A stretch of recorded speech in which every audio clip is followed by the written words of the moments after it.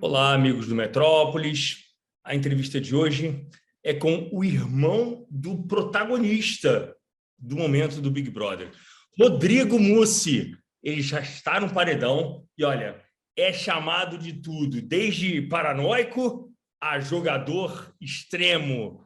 E a gente vai tentar entender um pouco da personalidade desse rapaz, conversando com o irmão dele, um dos irmãos de sangue dele, Diogo. Tudo bem, Diogo? Olá, tudo bem, Léo? Prazer falar com vocês aí.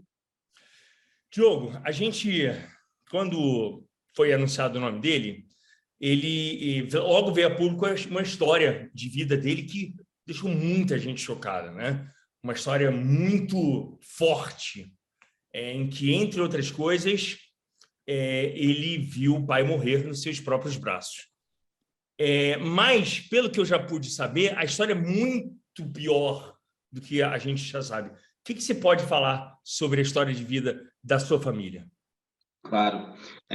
Eu tenho 34 e o Rodrigo tem 36 anos, então eu acompanhei muita coisa e sou testemunha do que ele fala no programa, né? Mas é muito mais extenso do que isso realmente, né? Os nossos pais eram casados, a gente morava em São José dos Campos, e ali a gente vivenciou um lar bastante violento, num ambiente bem hostil. Os nossos pais brigavam muito, havia uma violência verbal, psicológica muito grande um com o outro. A gente não era poupado, né? O nosso irmão mais novo, Rafael, ainda não havia nascido, então era somente eu e o Rodrigo naquela época. O nosso pai, ele brigava, bebia, brigava com a nossa mãe, agredia fisicamente, ela fazia de volta, jogava coisas nele, e nesses momentos o Rodrigo, ele sempre ficou com muito medo, então ele se escondia debaixo da cama ou ele corria para fora da casa, enquanto eu ia até a cozinha e pegava facas e colocava contra o meu peito e falava que eu ia tirar minha vida se eles não parassem.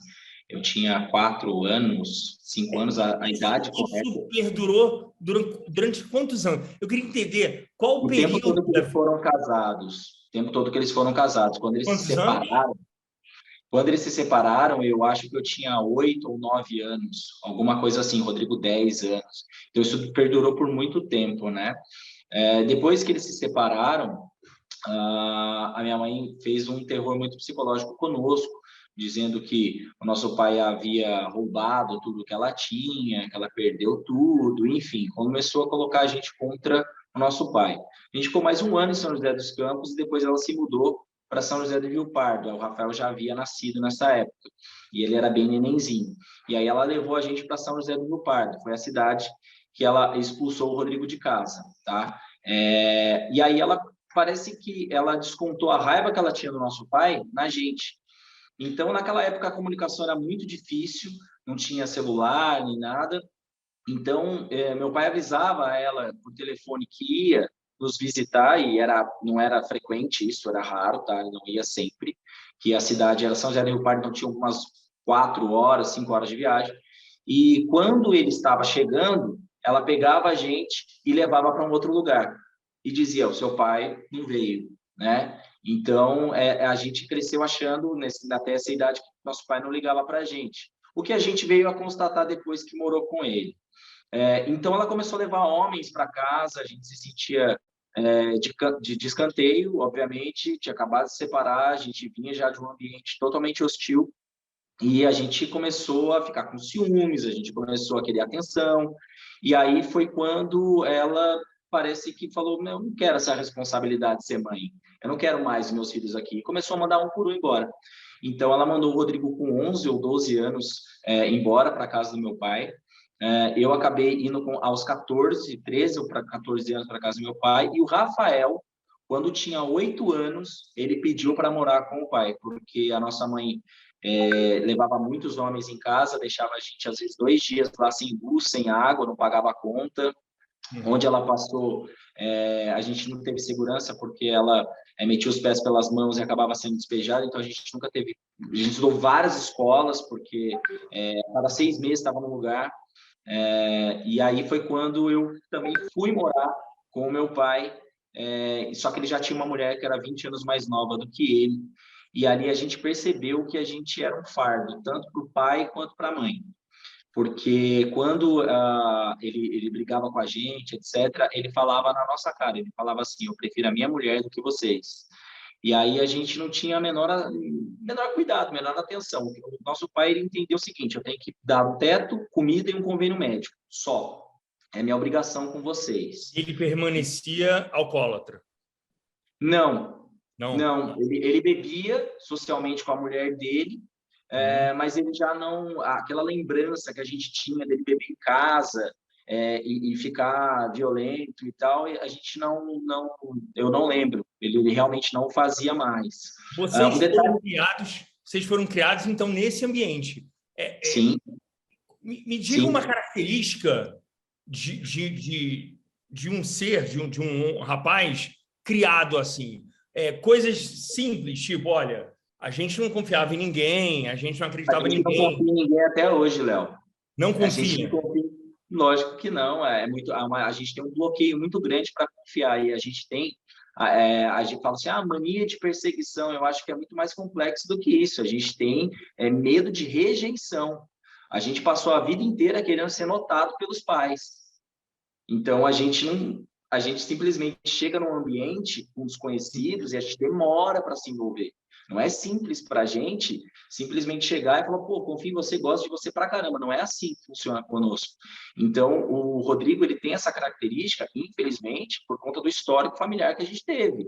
A nossa mãe levava a gente até o carro do nosso pai, enquanto era casado, e falava assim, esse cabelo não é da mamãe. Papai tá traindo mamãe. Papai tá traindo mamãe. Esse cabelo não é da cor da mamãe. Papai não gosta da gente. E, em contrapartida, nosso pai vasculhava as coisas dela para achar bilhetes e até achava de outros homens.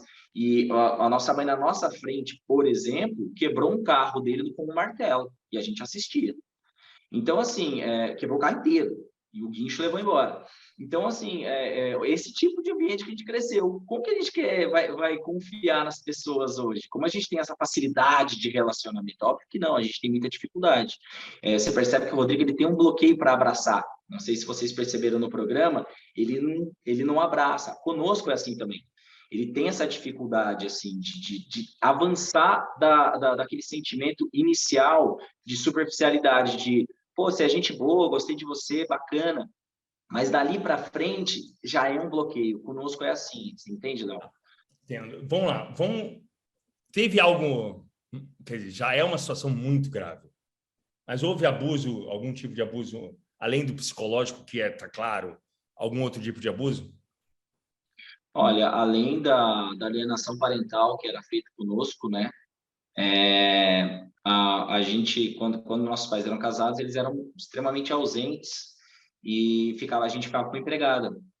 E eu lembro bem que a empregada, ela tirava a roupa e desfilava pela casa, pedia para a gente ficar olhando, né? Então, a gente tinha 4, 5 anos de idade quando isso acontecia, ele 6. Então, assim, a gente não entendia muito bem, a gente achava que era uma brincadeira, né? Então, como a gente era muito carente, muito com falta de atenção, a gente prestava atenção naquilo.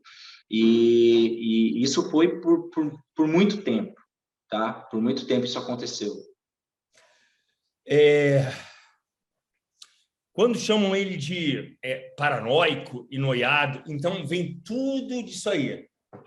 E eu percebo também outra coisa, que essas palavras soam de uma maneira muito pesada para ele, né?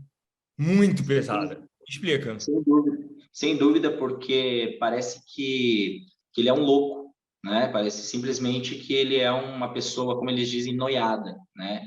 E não é assim. As pessoas, elas têm que entender o contexto antes de falar esse tipo de coisa e saber que isso machuca, porque ele sofreu rejeição a vida inteira, né? E quando ele estava se aproximando do nosso pai, estava tentando ter uma relação ali de pai para filho, nosso pai morreu no braço dele. Então, ele ficou muito mal, ele teve pânico, ele se escondia debaixo da mesa depois que nosso pai faleceu. Então, não é simplesmente uma paranoia. A nossa mãe mentia descaradamente, fazia uma lavagem cerebral porque a gente não tinha visto aquilo que a gente viu. Ela falava, vocês não viram isso não aconteceu, isso não aconteceu. Quando a gente via ela com homens, ela falava, isso não aconteceu, não foi isso, é amigo da mamãe, não sei o quê. Então, assim, a gente quando a gente percebeu que a gente era enganado o tempo todo, né? Quando nosso pai faleceu, por exemplo, e ele deixou clara a preferência dele pela mulher dele, foi quando ele faleceu que ele deixou todos os bens para ela. Ela vendeu tudo e sumiu. Nosso irmão mais novo, Rafael, morava com o nosso pai, foi posto para fora por essa madrasta, que deixou as roupas dele num saco de lixo com o vizinho, trocou a fechadura e sumiu. Então, assim, se a gente não pode confiar no pai e na mãe, se a gente não recebe amor de pai e mãe, a gente não tem como estabelecer uma relação de confiança inicial. A gente leva muito tempo para isso acontecer. Então, a gente tem dificuldade de saber receber amor, dar amor, a gente tem essa dificuldade. Não estou justificando absolutamente nada, Léo. Eu estou explicando o contexto. As pessoas têm que ter a mentalidade que há, primeiro, um entendimento desse contexto para haver acolhimento antes de só punição, né? Ele não é uma pessoa ruim, muito pelo contrário. As pessoas próximas a ele sabem que ele tem um excelente coração, ele é super generoso, ele é atencioso. Quando ele se envolve, ele é intenso, ele quer cuidar, ele quer proteger, ele é assim. Só que até chegar nesse momento, leva muito tempo. Me conta o episódio da morte do seu pai, por favor. Tá. O nosso pai, ele vivia para a mulher dele, né? E ele expulsou o Rodrigo de casa por conta dela, né? O nosso pai, ele... Então, assim, o Rodrigo foi expulso 2 vezes de casa. Uma pela Duas mãe e vezes. pelo pai. 2 vezes. Ele morava Mas não onde? foi... Oi? Desculpa. Ele morava onde? Desculpa, o meu pai? Não. O Rodrigo, depois de ter sido expulso. Ele estava fazendo estágio, ele alugou um apartamento e depois ele conseguiu ser efetivado no banco, etc. Acabou financiando, deu a entrada, financiou o apartamento. Okay. Mas é curioso porque quando as pessoas falam assim, mas por que será que ele foi expulso, né? Como se uma criança de 12 anos tivesse alguma culpa e um garoto de 17, 18 anos tivesse alguma culpa, né? O nosso pai, para você entender o contexto de como era a relação, não só com o Rodrigo, eu ficava muito na casa de um amigo que os pais moravam em outra cidade, e aí ele era um apartamento, eu ficava mais lá, e meu pai falava assim, eu vou o seguinte, eu vou dar a comida e você fica lá. Falava isso para mim. Eu vou pagar a comida e você fica lá. Então, assim, nosso pai, a gente via que era um fardo. Então, o Rodrigo era um apartamento pequeno, uma mulher que tinha total atenção, preferência e amor do meu pai, e 4 homens, meu pai mais 3 irmãos. Então, quando a gente morava lá, meu pai, quando batia no Rodrigo, ele não media força, né? E ele batia muitas vezes por causa da madrasta. Ela é extremamente espaçosa. Então, certa vez eu vi o nosso pai chegar, a gente estava jogando videogame no quarto, nosso pai chegou por uma reclamação da Sandra que o Rodrigo bateu uma porta, ele chegou arrebentando o Rodrigo de porrada, no chão ele chutava o Rodrigo. E eu, o Rafael, que é mais novinho, ficamos assim, em choque do que estava acontecendo, tremendo de medo de acontecer conosco. Ele era extremamente impaciente, a gente não podia perguntar 2 vezes a mesma coisa, que, desculpa, ele falava exatamente assim, perguntou uma vez, ele respondia, perguntou a segunda, você é burro? Você não está entendendo? Então, assim, era esse o tratamento, ele não dava bom dia, boa tarde, boa noite. Com os outros, ele era maravilhoso, em festa, ele era o centro das atenções, meu pai. Era maravilhoso. Agora, não parecia nem a mesma pessoa, né? Não, conosco ele não era. Raramente ele falava que nos amava, raramente. Então, assim, quando o Rodrigo foi expulso, ele falou assim, você tem 1 mês para cair fora da minha casa. Foi na minha frente que ele falou isso. Ele achava que o Rodrigo já tinha que seguir o rumo dele, né? Mas, na verdade, ele é totalmente influenciável pela madrasta. Totalmente. Né? O que ela falava era amém, né? Então, foi assim que aconteceu. Então, quando o Rodrigo saiu, ficou uns anos morando sozinho, etc., eu já morava fora da casa do meu pai, porque era muito difícil a convivência. Quando a gente brigava, ele falava para mim e para o Rodrigo que a gente era merda, que a gente era lixo, que a gente não tinha capacidade nem para ser lixeiro, eram as palavras dele, tá? Como se não fosse uma profissão nobre, mas era isso que ele falava. Merda, bosta, chamava muito de viado, falava que a gente era viado, enfim. Fazia esse bullying, assim, era muito sarcástico e também muito sério quando eu brigava, né? E foi quando ele expulsou o Rodrigo foi morar sozinho, foi seguir a vida dele, e aí ele começou a se reaproximar do meu pai. O Rodrigo sempre foi carinhoso com meu pai, por incrível que pareça. O Rodrigo sempre tentava abraçar, o Rodrigo beijava, e meu pai era mais seco com ele. Meu pai evitava todo mundo. O negócio dele era a mulher dele. Foi quando eles saíram para beber, o nosso pai não estava bem, a relação dele com a madrasta já não estava muito bem, eles ficaram 17 anos juntos, já não estava boa, e aí ele começou a beber, e o Rodrigo falou, eu vou dirigir seu carro. E ele falou, não, ele começou a ficar agressivo, para variar, não vai dirigir meu carro, não sei o quê. Ele falou, não, pai, eu vou dirigir seu carro. Ele não deixou de jeito nenhum, pegou a chave da mão do Rodrigo, ali até forçou fisicamente e pegou o carro. O Rodrigo falou, eu vou atrás do meu pai. Foi atrás do meu pai. E ele viu o acidente. Nosso pai estava sem cinto, alcoolizado, fez um zigue-zague, o carro ficou intacto, ele só fez um zigue-zague e entrou nas guias, e aí foi bater na cabeça no vidro, e teve um traumatismo craniano encefálico. O Rodrigo parou o carro, logo atrás, entrou no carro, eu lembro que ele estava com uma camiseta branca ainda, então ficou cheio de sangue essa camiseta dele. Ele entrou no carro, ele pegou nosso pai e tentou ali reanimá-lo, ele não sabia muito bem como fazê-lo, e entrou em desespero e me ligou, falou, papai está sangrando muito, isso era 3 horas da manhã, eu morava em outra cidade, eu fui direto para São José dos Campos, quando eu estava chegando, o Corpo de Bombeiros tinha anunciado lá para o Rodrigo que o nosso pai tinha falecido. Quando eu cheguei, é muito, muito interessante a característica que a gente tem de se isolar. Eu não sei se você já viu o Rodrigo na casa, quando ele procura cantos vazios e se isola. Isso é uma característica muito forte na gente. Quando eu cheguei, ele estava sozinho, tinha muita gente. Ele estava sozinho em cima de um barranco, em choque. E ele tem muita dificuldade de chorar. Eu não sei se vocês perceberam, ele não chora. Ele não exala emoção. Eu já cheguei desesperado e ele estava assim, lacrimejando em choque, mas ele não é aquele choro de desespero, de que extravasou, ele guardou aquilo para ele. E ele se culpou por muitos anos, porque ele achou que não deveria ter deixado ele dirigir, que deveria ter brigado, que não sei o quê.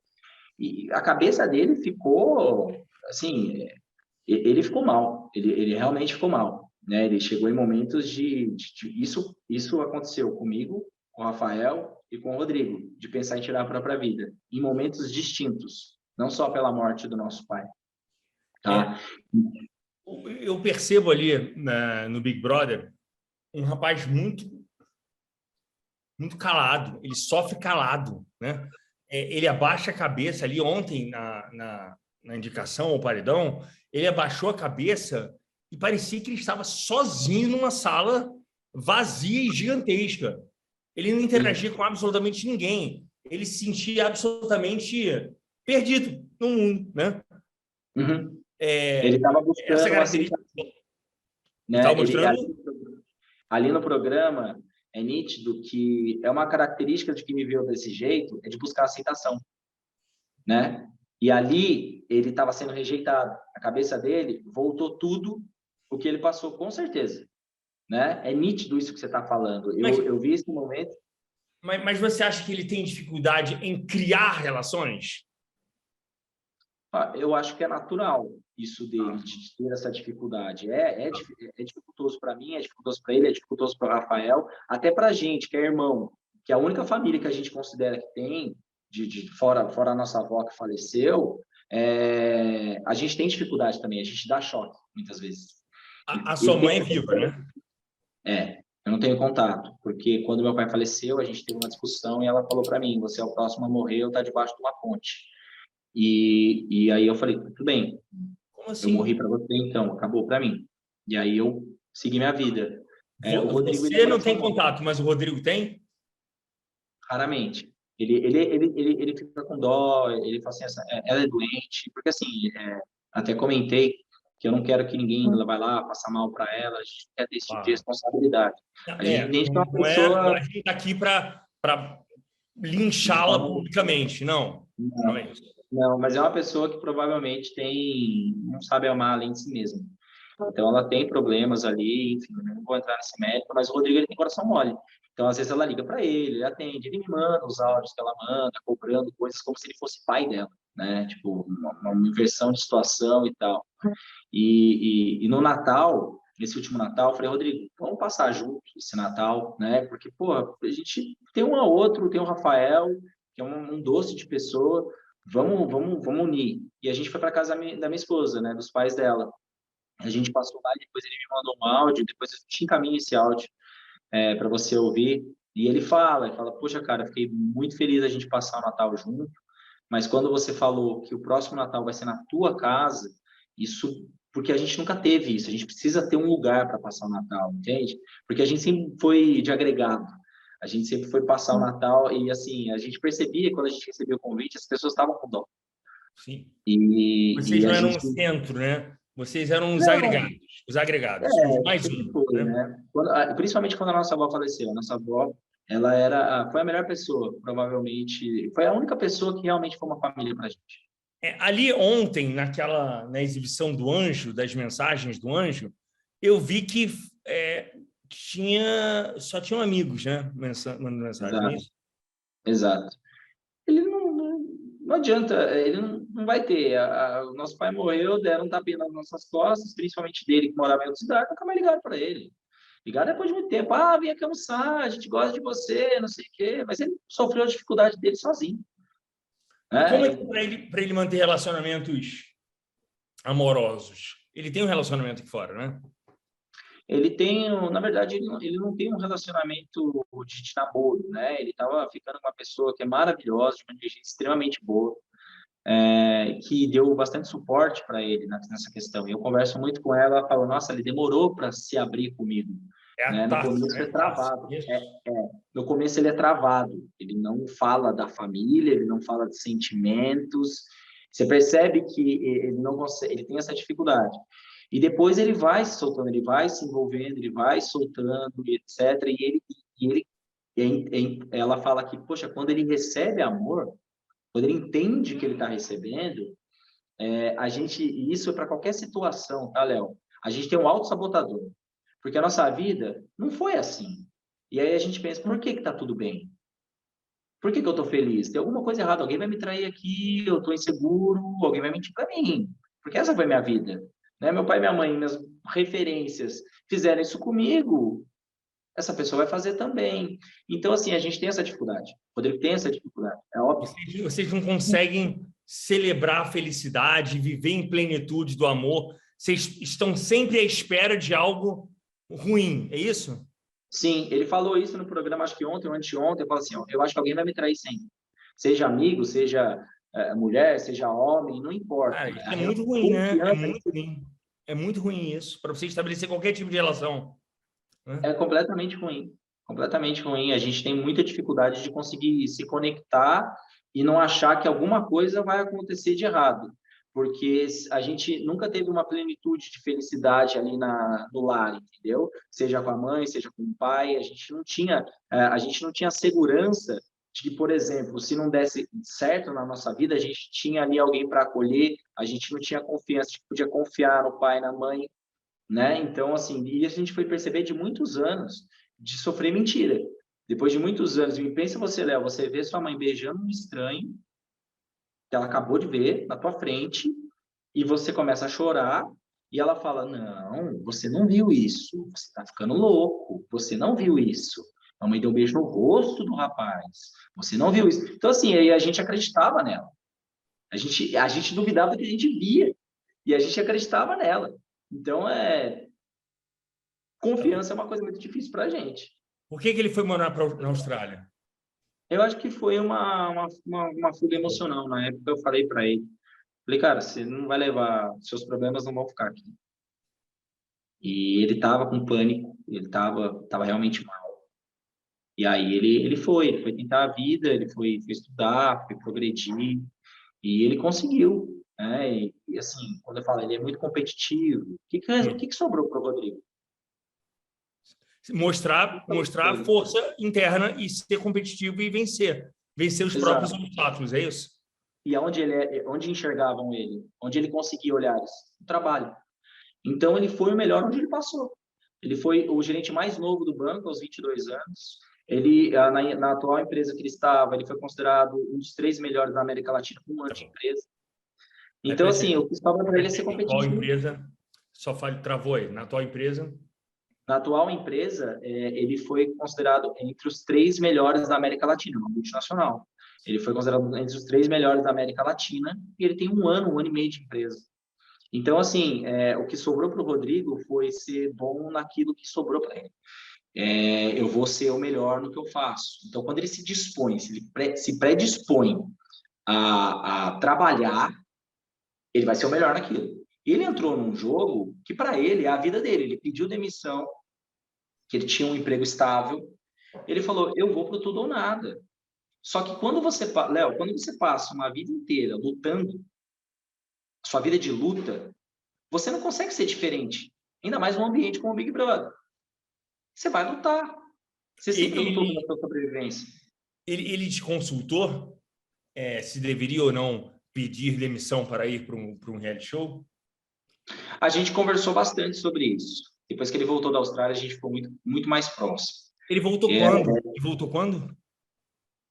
Putz, agora ele Foi ano voltou passado. Não, acho que ele voltou há 2 anos, 3 anos, por aí, Tá. tá? E quando é que ele soube que ia o programa? Quando é que a gente avisou? Olha, eu vou para o Big Ele se Brother. inscreveu, ele foi passando de fase e ele foi comentando comigo, né?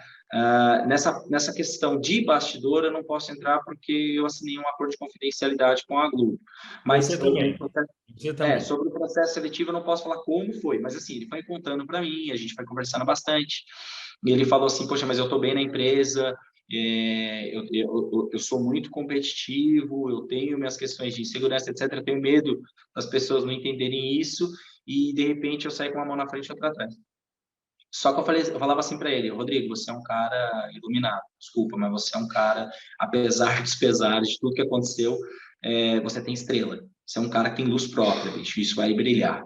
Então vai com tudo, e ele foi avançando, e aquilo foi motivando, foi motivando. Quando ele soube que foi, não teve outra escolha, né?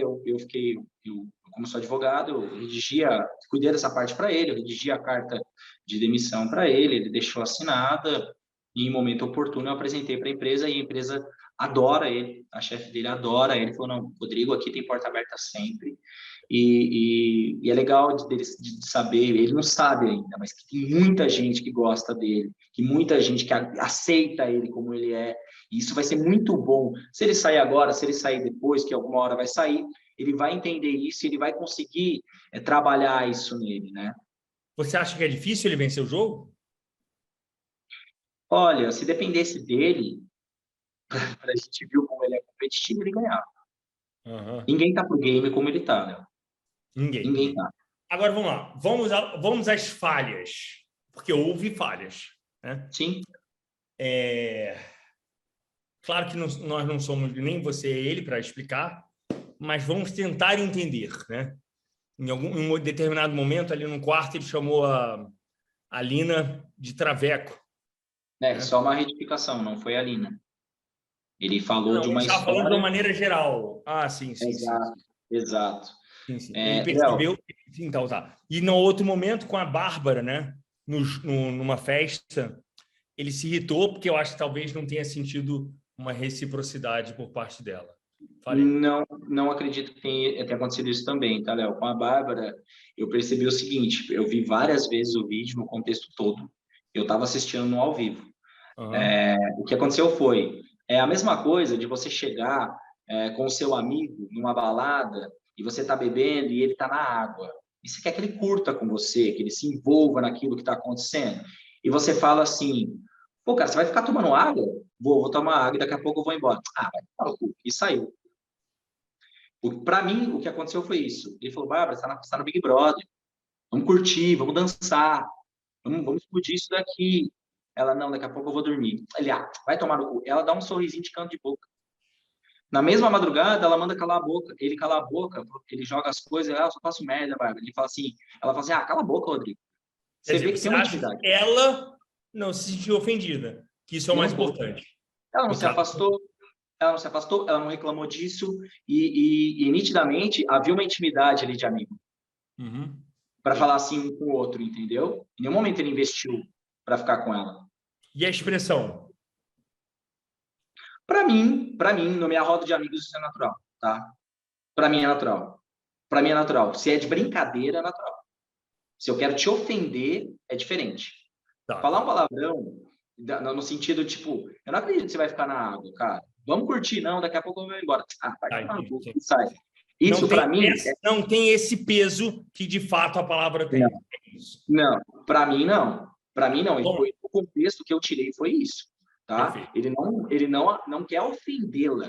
Tanto que ele chama ela para o almoço do anjo, por 2 vezes. Então, assim, você vê que eles mantiveram relação. E a crítica dela sobre o Rodrigo é o estilo de jogo dele, que é natural. Tá? Você vê que a única crítica dela sobre o Rodrigo é isso. Tanto que ela falou essa semana que ele é o único, ele e o Eli são os únicos que tratam ela e as meninas com igualdade, que as consideram fortes no jogo. Perfeito. Porque os outros lá do grupo da Disney não fazem, entendeu? Então, assim, eu não tenho como dizer, a gente não tem como pôr um contexto que não existe. Ele não mandou ela para aquele lugar para ofendê-la, ou para qualquer coisa do tipo que tentaram colocar. Perfeito. E a questão dos travestis? Ô, Léo, as pessoas têm que entender uma coisa. Anos 90 era outra coisa, tá? Início dos anos 2000 era outra coisa, tá? Então, assim, isso era muito natural no nosso meio, no sentido de falar sem querer ofender, né? E a gente não fala essa palavra todo dia. Eu não tenho amigos travestis, por exemplo, então não é comum para mim, né, debater sobre esse assunto. Entendeu? Então, eu não fico falando isso o tempo todo. Os meus amigos, então, nitidamente, quando ele fala, é completamente sem intenção de ofender ou sabendo que é ofensivo. Ele toma o cuidado de pedir desculpas de imediato e ainda ele vai lá na Lin, que não é a pessoa que ele estava se referindo, e fala, Lin, esse é o seu lugar de fala, e eu vim te pedir desculpas. Então, assim, a gente tem a mania de ficar punindo, né? E a gente para de perceber o lado humano ali, né? A gente prega amor disseminando ódio. Cara, se ele não tivesse pedido desculpas, se ele tivesse falado assim, não, para mim que se dane, para mim é traveco mesmo e acabou. Pô, Rodrigo, mas é ofensivo. Na hora que ele já levou a mão à cabeça e percebeu o que poderia causar. Corrigindo, ele falou, pô, desculpa, não sabia, desculpa. E, gente, nós não somos obrigados a saber de tudo. Entendeu? Não é do nosso convívio, não é do nosso meio, não é do... Entendeu? Ele vai trabalhar, e ele lida lá com dentistas, etc. Enfim, ele não está falando sobre esse assunto. Não é do nosso meio. Para quem vive no meio, é natural, é normal. E também desconhece muita coisa do que a gente vive também. Isso é natural. A gente tem que parar com a mania de punição. A gente tem que tentar colher um pouquinho. Se ele tivesse tido uma postura de que, mesmo corrigido, tivesse falado, não tô nem aí, é diferente. Aí sim você vai lá e pune porque o cara foi avisado e quer seguir no erro. Agora, ele pede desculpa de imediato. No dia seguinte, vai falar com a pessoa que nem estava sabendo disso. A própria pessoa, a Lina, que falou com ele, ela fala, ela foi super educada com ele. E é extremamente inteligente, né? Ela tem um perfil de jogo do Rodrigo. Então, assim, ela acolheu, ela não julgou, ela não puniu. Vamos lá, a gente vê o público meio polarizado nesse paredão, né? Sempre foi, né? Como é que, desculpa? Sempre foi, né? A gente está numa polarização para tudo. É para tudo no Brasil, mas no caso deste paredão, a gente vê, ou você quer um entretenimento, né? Você quer um jogo muito jogado, extremamente jogado, ou você vai ser mais benevolente, vai, sei lá, dar preferência a outras pessoas. Me diga alguns argumentos, me dê argumentos que para convencer o público que está assistindo aqui que seu irmão deve ficar na casa. Tá. Léo, eu acho que as pessoas, quando falam entretenimento, até tentam colocar de uma forma pejorativa de dizer, deixa o louco lá, né? Mas, na verdade, você tem que deixar o jogador mais real do jogo. Porque ele está jogando com os traumas dele, ele está jogando com as verdades dele, ele está jogando com os medos dele, com a insegurança dele. Quem está fazendo isso? Me diz. Se você vivesse no ambiente que ele viveu, você seria diferente? Você seria melhor? Né? Então, assim, ele está sendo real, é um jogador verdadeiro. Eu não acredito, sinceramente, até da onde a gente veio, que a vida seja igual à do Abravanel. que é neto do Silvio Santos. Eu até entendo que ali as facilidades são maiores e até dá para viver mais com amor. Não estou dizendo que dinheiro é tudo na vida, mas trazem seguranças para a gente que, pô, você não saber se vai ter trabalho no dia seguinte, se vai conseguir pagar teu aluguel, não sabe para onde vai, é bem diferente de você não viver com segurança, com insegurança. Mas assim, eu não acredito que a vida real seja o do grupo da Disney. Eu não acredito. Eu acho que a maioria das pessoas não vive assim. Então, quando o Rodrigo está lá, ele está sendo o que ele está vivendo uma experiência de vida real. Enquanto outros participantes não querem se entregar, não querem jogar, não querem falar disso. Quando você está lá e fala, tô aqui para curtir, tô aqui, você não está preocupado com o resultado daquilo. Quando você vê outras pessoas falando, isso aqui é minha vida, eu dependo disso. Então, assim, tem uma discrepância muito grande de coerência, porque o entretenimento, na verdade, tem que partir de que quer jogar, o cara está num jogo. Então, você vai articular, você vai dissimular quando tem que dissimular, você vai influenciar. Ele é um influenciador. Claro. Na primeira semana, colocaram a placa dele de jogador. Ele é assim, é uma característica. Porque ele chama a responsabilidade e vai mesmo. Ele deixou Ninguém material responde. preparado para as redes, como boa parte dos participantes, deixou vídeos gravados. A grande maioria deixou, né? Ele também deixou? Não, ele não fez vídeo. Não fez vídeo. Não tem nada gravado dele. Por quê? Porque, na verdade, isso é muito novo e é muito repentino. Você não fica sabendo que vai para o Big Brother meses antes. Então, e outra, não é muito do nosso meio, né? Ele que sai bastante, conhece bastante gente, mas ele não conhece pessoas do meio, etc. Mas Então, ficou mais... existe uma equipe trabalhando? Existe uma equipe. A gente contratou coisa de quase de mestre. Entendi. Cara... E é importante, Léo, todos têm assessoria na questão das redes sociais, né? Então, eu sempre vou lidar com a Globo na questão jurídica, na questão tudo que é comigo, mas as redes sociais, você precisa de profissional alimentando aquilo, de fazendo uma arte legal e colocando aquilo para rodar. Você tinha medo de alguma maneira, porque no último Big Brother foram criados, não necessariamente pela Globo, mas muito pelo público, pela internet, vilões e mocinhos. Você, por algum momento, tem receio que seu irmão se torne o vilão do Big Brother Brasil 22? Olha, o que eu vejo é ele sendo protagonista. Se é vilão, se é um mocinho, ele é o protagonista. Eu acho o papel dele é importante. Para a novela render, tem que ir até o final, é isso? Ou antagonista ou protagonista. Eu acredito que sim. Porque o Eli falou isso para ele dentro da casa. Você movimenta isso daqui. E assim, a gente tem que entender que nós estamos vendo tudo. Eles não. Eles não ouvem tudo, eles não veem tudo. E a leitura de jogo dele é quase perfeita para quem não vê tudo. Perfeito. Né? Ele lê as pessoas muito bem.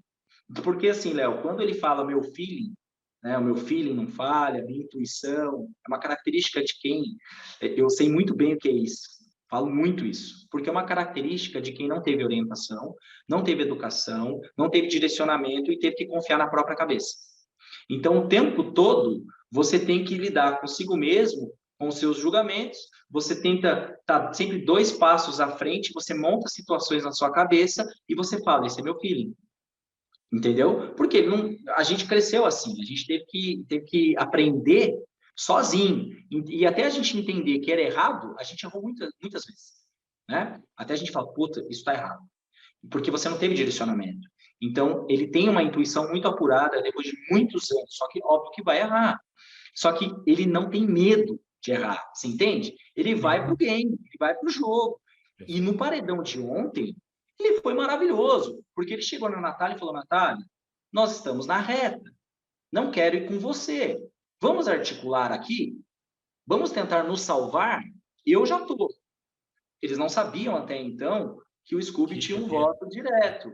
Mas você entende que ele tentou? E a Natália, ou a Jéssica, principalmente, poderia ter se livrado se elas não tivessem queimado o voto?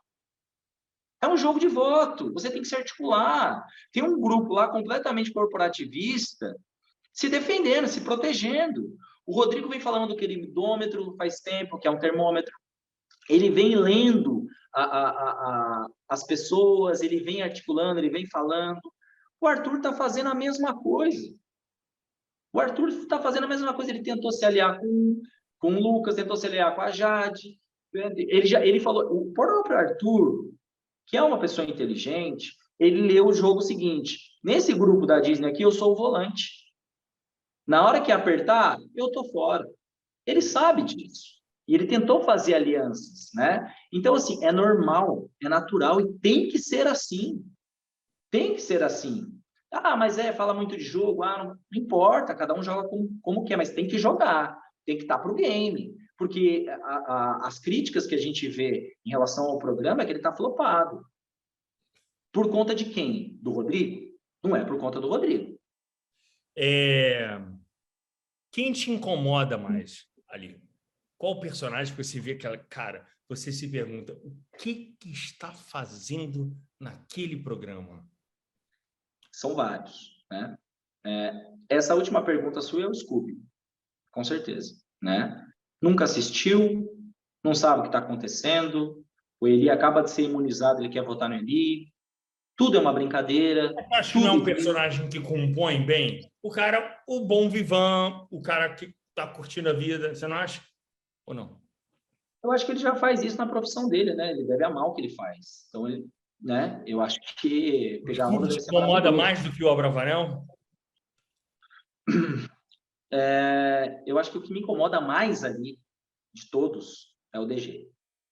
Eu não sinto verdade ali. Eu não sinto verdade ali. Assim, eu vejo um cara atuando e eu vejo um cara... eu não sei. Eu acho que ele tem um pouco de raiva dentro dele. Vejo assim. Posso estar enganado, não conheço pessoalmente, mas é nítido a reação. Privilegia tão somente os famosos. Sem dúvida, né? Sem dúvida. E você percebe nas frases dele, principalmente ontem, que assim, tô aqui para curtir, mas quando foi pro paredão ou foi indicado lá, não gostou, né? Eu acho que ele quer ficar mais tempo curtindo na casa, porque ele falou coisas tipo, agora o bicho vai pegar, não sei o quê. É o jogo, não é? Então, assim, você não pode simplesmente falar que tá ali para curtição e depois fala que o bicho vai pegar porque foi pro paredão. Você tem que escolher que lado você vai. Perfeito. Né? Você tem que ser verdadeiro consigo mesmo. Você tá aí para curtir, então você não tem que se importar com isso, né? Você não tem que fazer ameaça e falar que vai se vingar. Vai curtir. Ele tá preocupado com a próxima festa, foi ele que disse, né? Então eu vejo muita incoerência. Então você vê que ali é um personagem, não é uma pessoa real. Perfeito. Porque tá mudando muito, tá oscilando, né? De que vou curtir, vou jogar. Eu acho que agora, depois desse paredão, muita gente vai falar assim, não dá para ficar usando essa máscara good vibes aqui. Isso aqui não é para isso, né? Isso aqui é um jogo, a gente tem que jogar. O jogo, ele motiva a discórdia, é normal, é um entretenimento, é isso mesmo. Hoje já vai ter jogo da discórdia. Então, é para isso. Falta comida de um lado, sobra do outro. O Abravanel só leva a VIP para lá. Então, assim, lógico que eles se privilegiam, né? São corporativistas. Então, assim, os pipocas deveriam se unir e tentar jogar com o que tem. É óbvio que o alcance de um famoso é muito exponencial diante de um pipoca. Isso vai mudando ao longo do jogo, mas com 2 semanas ainda é muito pouco. Mas eu, na minha opinião, tenho que privilegiar quem foi para cumprir o propósito do programa, que é para jogar. Não é para falar 1,5 milhão para mim não é nada. Tem que falar 1,5 milhão para mim é tudo, né? Então, acho que tem que ser assim. Diogo, muito obrigado. Boa sorte para o seu irmão. Força aí. Desejo tudo de bom para vocês. Sobre a vida, sobre a história de vocês, cara, é um lamento, só espero que vocês saibam aos poucos superar tudo isso que aconteceu com vocês. Muito obrigado por tudo, tá? Obrigado a vocês, Léo. Obrigado pela audiência, obrigado pelo espaço, obrigado pelos votos. E sim, a gente está superando e o Rodrigo já chegou muito longe para sair da onde ele saiu. Então, eu confio muito no meu irmão. E se as pessoas entenderem que não é o momento dele sair, eu tenho certeza que o mundo que ele tem aqui fora é muito maior do que ele tem lá dentro. Muito obrigado, Léo. Obrigado. Fiquem com Deus. Valeu, gente. Até a próxima. Valeu. Valeu.